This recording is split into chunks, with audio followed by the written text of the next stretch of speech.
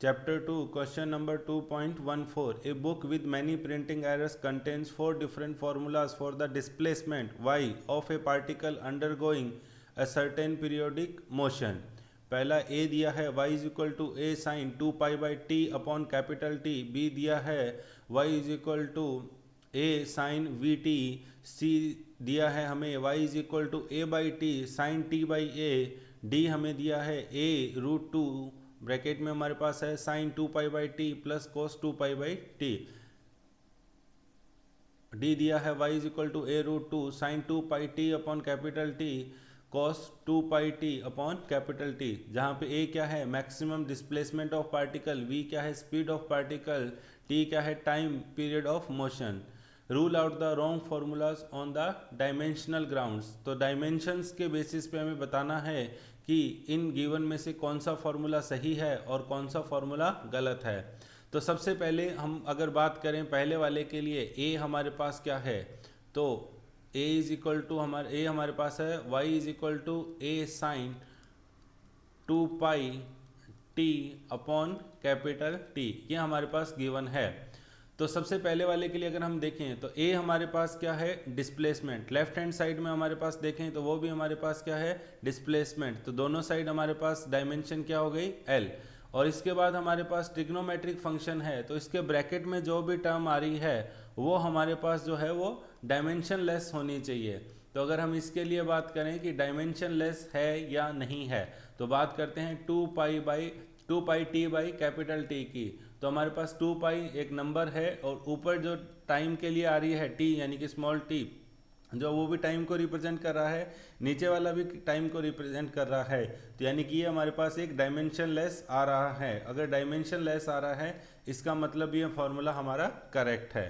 इसके बाद हम चलते हैं सेकंड पे. सेकंड इज इक्वल टू क्या है हमारे पास y is equal to a sine v t. तो बाहर ब्रैक अपने देखें ट्रिग्नोमेट्रिक फंक्शन के बाहर देखें तो इधर डिस्प्लेसमेंट है तो इसकी डायमेंशन L, इधर भी हमारे पास a भी एक डिस्प्लेसमेंट है तो वो भी हमारे पास डायमेंशन L. लेकिन ये वाला फंक्शन जो अगर हम इसको चेक करें कि हमारे पास क्या होना चाहिए, अगेन डायमेंशन लेस होना चाहिए. तो डायमेंशन लेस के लिए हम vt को अलग से देखते हैं. तो vt के लिए अगर हम लिखेंगे तो वेलोसिटी के लिए क्या होता है फॉर्मूला डायमेंशन का lt minus 1 and multiplied with t, जो हमारे पास स्मॉल t के लिए डायमेंशन आएगी. तो फाइनली हमारे पास बचेगा कितना l की पावर 1. तो इसका मतलब क्या है, होना क्या चाहिए था डायमेंशन लेस, लेकिन ऐसा नहीं है. तो ये फॉर्मूला जो है वो हमारे पास इस कंडीशन के अंदर गलत है. इसके बाद हमारे पास थर्ड जो आता है दैट इज c हमारे पास क्या है y is equal to a by t sine t by a.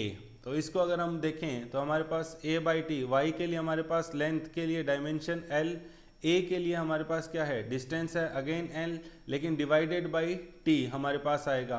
तो हमारे पास यहाँ पे बाहर, क्योंकि अगर ये आता भी तो डायमेंशन लेस होता, तो यहाँ पे भी हमारी डायमेंशंस मैच नहीं हो रही है, तो ये डायमेंशनली करेक्ट नहीं है. इवन आप इसको यहाँ से भी वेरीफाई कर सकते हैं कि t के लिए हमारे पास डायमेंशन क्या आएगी, t टाइम के लिए t आ गया और डिस्प्लेसमेंट के लिए क्या आ गया L.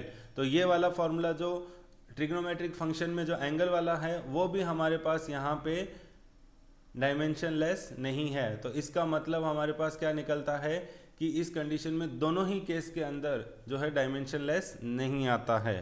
तो ये फॉर्मूला हमारा इनकरेक्ट हो गया. फाइनली हमारे पास है y is equal to a root two और अंदर हमारे पास ब्रैकेट के अंदर है sine 2 pi t by capital T plus cos 2 pi t upon capital T. ये हमारे पास आता है.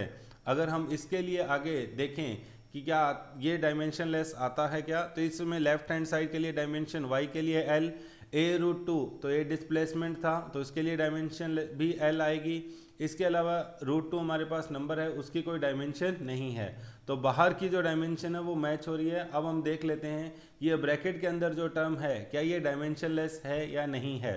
तो साइन और कॉस की तो कोई डायमेंशन नहीं होती, इसको हम चेक करते हैं. तो इसको हम चेक करेंगे तो ऊपर 2 पाई कांस्टेंट है, स्मॉल t के लिए जो डायमेंशन आ रही है वो कैपिटल T आएगी और कैपिटल T के लिए भी t ही आएगा अगेन. यानी कि ये अभी हमारे पास क्या बन गया, साइन के आगे जो एंगल दिया है वो डायमेंशन लेस है. इसी तरीके से two pi t upon cos वाले के लिए अगर हम चेक करें तो कॉस वाले के लिए हमारे पास क्या हो जाएगा, स्मॉल टी के लिए डायमेंशन टी और कैपिटल टी के लिए भी डायमेंशन टी। तो ये भी हमारे पास क्या है, डायमेंशन लेस यहाँ पे आ रहा है। तो ये फॉर्मूला हमारे पास डी जो है वो डायमेंशनली करेक्ट है। तो ए और डी हमारे पास डायमेंशनली करेक्ट हैं, बी और सी हमारे पास डायमेंशनली इनकरेक्ट फॉर्मूलेस हैं।